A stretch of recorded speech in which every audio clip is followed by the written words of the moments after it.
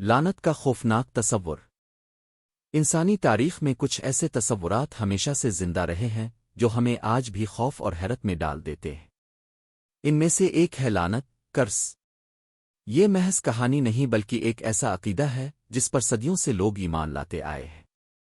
قدیم مصر میں مقبروں پر تحریریں ملتی ہیں جن میں صاف الفاظ میں لکھا ہوتا تھا، جو بھی اس مقبرے کو کھولے گا وہ موت کی نیند سو جائے گا۔ بابل، یونان اور روم کی تہذیبوں میں بھی لعنتوں کے قصے ملتے ہیں۔ کچھ اشیاء کو شیطانی قرار دیا جاتا تھا، کچھ کو بدقسمتی کی علامت اور کچھ کو موت کا قاصد۔ لیکن حیرت کی بات یہ ہے کہ یہ سب صرف پرانی کتابوں میں نہیں بلکہ آج کے جدید دور میں بھی ہمیں ایسی اشیاء ملتی ہیں جن کے بارے میں کہا جاتا ہے کہ وہ اپنے مالک کو تباہ کر دیتی ہے۔ ہوپ ڈائمنڈ، لعنتی نیلا ہیرا۔ دنیا میں جتنے بھی لعنتی آبجیکٹس کی کہانیاں سنائی جاتی ہیں ان میں سب سے مشہور ہے ہوپ ڈائمنڈ۔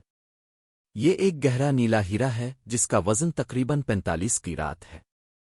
ابتدا، بھارت کا مندر۔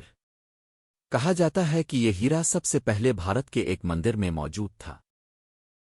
یہاں کے پجاری مانتے تھے کہ یہ پتھر دراصل ایک دیوی کی آنکھ کا حصہ ہے، لیکن ایک دن ایک شخص نے اسے چرا لیا، اور وہیں سے اس کہانی نے خوفناک رخ اختیار کیا۔ چوری کے کچھ دن بعد ہی اس شخص کی لاش پراسرار حالات میں ملی۔ اس کے بعد یہ ہیرا ایک تاجر کے ہاتھوں یورپ پہنچ گیا، فرانس کے بادشاہ کے پاس۔ یہ ہیرا فرانس کے بادشاہ لوئی 14 کے پاس پہنچا۔ شاہی دربار میں اسے فرینچ بلو کہا جانے لگا۔ بادشاہ فخر سے اسے اپنی تقریبات میں پہنتا تھا، لیکن کچھ عرصہ بعد بادشاہ کی زندگی میں بدشگونی شروع ہو گئی۔ بادشاہ کے کئی قریبی ساتھی اور رشتہ دار پراسرار بیماریوں اور حادثات کا شکار ہو کر مرنے لگے۔ جب فرانسیسی انقلاب آیا تو بادشاہ لوئی 16 اور ملکہ میری انٹوانٹ کو قید کر کے موت کے گھاٹ اتار دیا گیا۔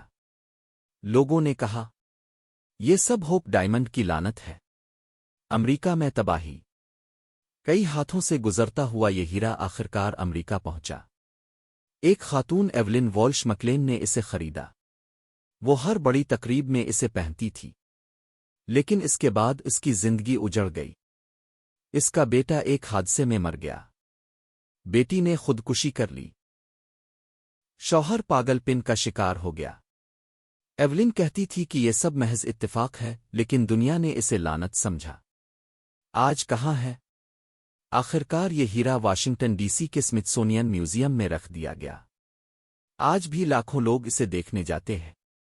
مگر دلچسپ بات یہ ہے کہ کچھ ملازمین بھی عجیب حادثات کا شکار ہوئے۔ کیا یہ سب واقعی لعنت ہے یا محض بدقسمتی؟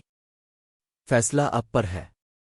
باسانو ویس، اٹلی کا موت بانٹنے والا پھول دان۔ اب آتے ہیں ایک اور خوفناک شے کی طرف۔ باسانو ویس۔ کہانی کا آغاز 15 صدی کے اٹلی میں ایک دلہن کو شادی کے موقع پر یہ چاندی کا پھول دان تحفے کے طور پر ملا، لیکن حیرت انگیز طور پر شادی کی رات ہی دلہن مر گئی۔ لوگوں نے کہا کہ یہ کوئی بدشگونی ہے، مگر اصل خوف تب شروع ہوا جب یہ پھول دان خاندان کے دوسرے افراد کے پاس پہنچا۔ موت در موت۔ ایک شخص نے یہ پھول دان اپنے بیٹے کو دیا اور چند دنوں بعد وہ بیٹا بھی مر گیا۔ دوسرے مالک کے ساتھ بھی یہی ہوا۔ جس کے پاس بھی یہ چیز گئی وہ پراسرار حالات میں موت کے گھاٹ اتر گیا۔ انجام؟ آخرکار یہ پھول دان پولیس نے قبضے میں لے کر ایک خفیہ جگہ دفن کر دیا۔ کہا جاتا ہے کہ یہ آج بھی کسی قبرستان کے نیچے چھپا ہوا ہے تاکہ دوبارہ کسی کے ہاتھ نہ لگے۔ اینابل دال، معصوم گڑیا شیطان کا گھر۔ اب کہانی اور بھی ڈرونی ہو جاتی ہے۔ ہیروں اور برتنوں سے آگے بڑھ کر اب بات آتی ہے ایک ایسی چیز پر جس سے دنیا آج بھی خوفزدہ ہے۔ یہ ہے اینابل دال، ایک عام کپڑے کی بنی گڑیا، لیکن حقیقت میں دہشت کی علامت۔ ابتدا 1970 کی دہائی میں ایک نرسنگ اسٹوڈنٹ کو یہ گڑیا تحفے کے طور پر ملی۔ شروع میں یہ گڑیا عام لگتی تھی، لیکن کچھ دنوں بعد کمرے میں عجیب واقعات ہونے لگے۔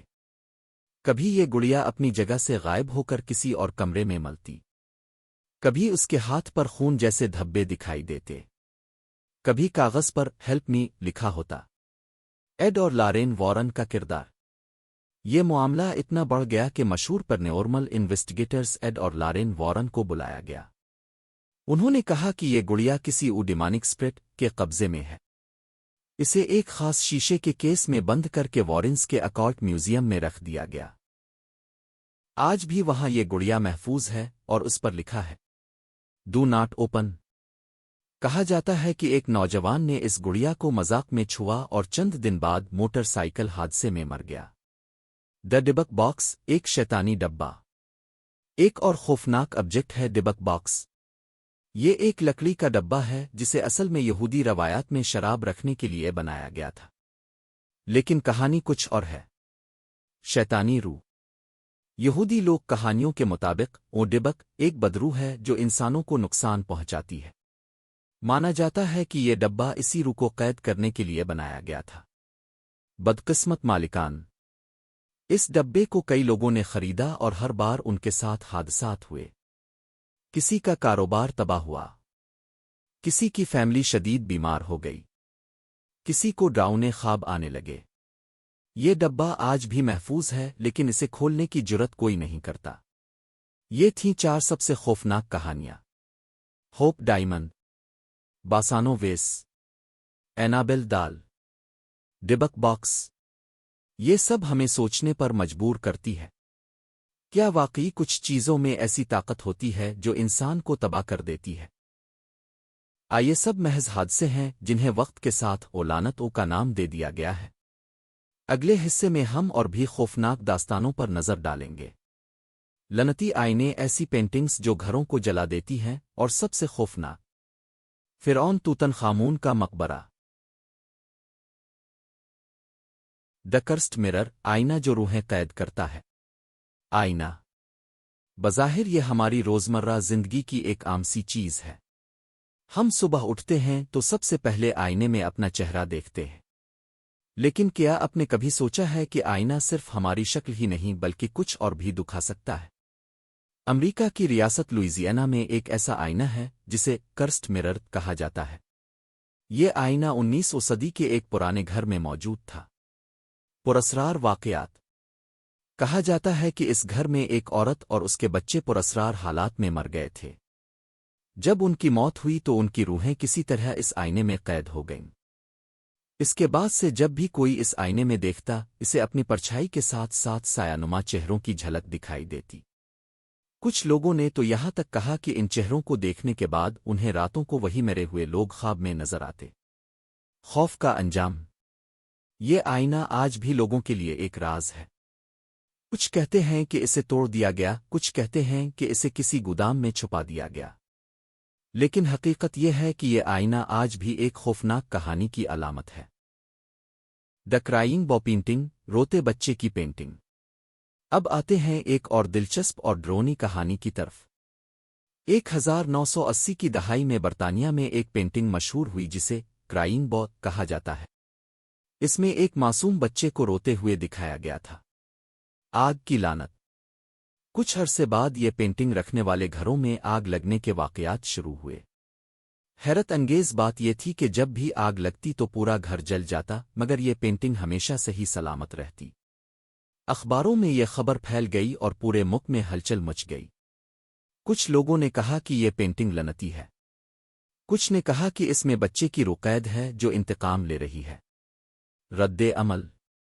لوگوں نے ڈر کے مارے یہ پینٹنگ اپنے گھروں سے نکالنا شروع کر دی۔ کچھ نے اسے جلا دیا، کچھ نے بیچ ڈالا۔ لیکن اس پینٹنگ کی کہانی آج بھی برطانیہ میں بدقسمتی کی ایک مثال سمجھی جاتی ہے۔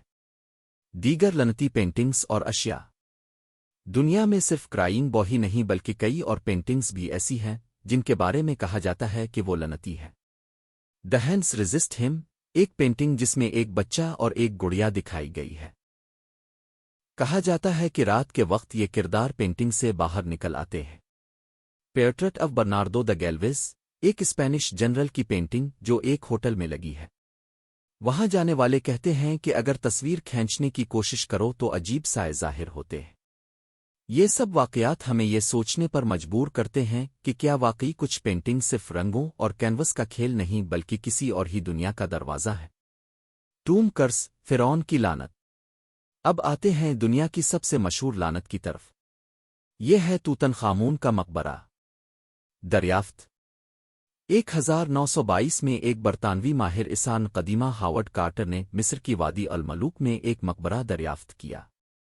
یہ مقبرہ تھا نوجوان فرعون کا۔ یہ دریافت اس وقت دنیا کا سب سے بڑا تاریخی واقعہ تھی، لیکن ساتھ ہی یہ ایک خوفناک سلسلے کا آغاز بھی بن گئی۔ پراسرار اموات۔ جب مقبرہ کھولا گیا تو دیواروں پر ایک تحریر لکھی تھی: جو بھی فرعون کی نیند کو توڑے گا وہ موت کی لپیٹ میں آ جائے گا۔ اس کے بعد ایک ایک کر کے وہ لوگ جو اس دریافت میں شامل تھے پراسرار حالات میں مرنے لگے۔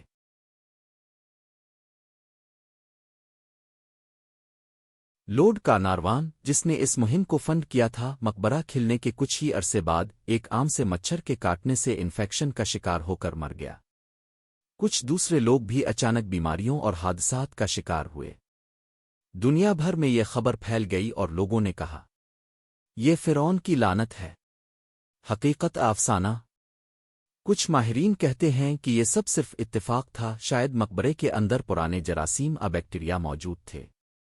لیکن کچھ لوگ آج بھی مانتے ہیں کہ فرعون کی روح نے واقعی بدلا لیا تھا۔ سیمورائی سیوڈز، جاپانی لعنتی تلواریں۔ اب چلتے ہیں جاپان کی طرف، جہاں سامورائی کلچر کی کہانیاں بہت مشہور ہیں۔ سامورائی صرف جنگجو نہیں تھے بلکہ اپنی تلواروں کو روحانی طاقت سمجھتے تھے۔ لعنتی تلواریں۔ کہا جاتا ہے کہ کچھ سامورائی اپنی تلواروں میں اپنے دشمنوں کی روحیں قید کر لیتے تھے۔ ان تلواروں کو جس کے پاس بھیجا جاتا، اس کے ساتھ برا واقعہ پیش آتا۔ ایک مشہور مثال ہے بلیڈز۔ یہ تلواریں اتنی خونخوار اور خونی مشہور ہو گئیں کہ جاپانی شہنشاہ نے ان پر پابندی لگا دی۔ کہا جاتا تھا کہ یہ تلواریں اپنے مالک کو بھی قتل کرنے پر مجبور کر دیتی ہے۔ اختتام، حقیقت محض اتفاق۔ یہ سب کہانیاں سننے کے بعد ایک سوال جنم لیتا ہے: کیا یہ سب واقعی لعنتیں ہیں؟ کیا کچھ اشیاء میں واقعی ایسی پراسرار طاقت ہوتی ہے جو انسان کو تباہ کر دیتی ہے؟ پھر یہ سب محض حادثات ہیں جنہیں وقت کے ساتھ لعنتوں کا نام دے دیا گیا؟ انسانی دماغ ہمیشہ رازوں کو تلاش کرتا ہے، اور شاید یہی وجہ ہے کہ لعنتی اشیاء کی کہانیاں کبھی ختم نہیں ہوتیں۔ کل بھی تھیں، آج بھی ہیں، اور شاید کل بھی رہیں گی۔ اگر آپ کو ایسی کوئی چیز ملے جو بہت قیمتی ہو مگر کہا جائے کہ وہ لعنتی ہے، تو کیا آپ اسے رکھیں گے؟ ڈر کے مارے اس سے دور بھاگیں گے؟ کمنٹس میں اپنی رائے ضرور دیں۔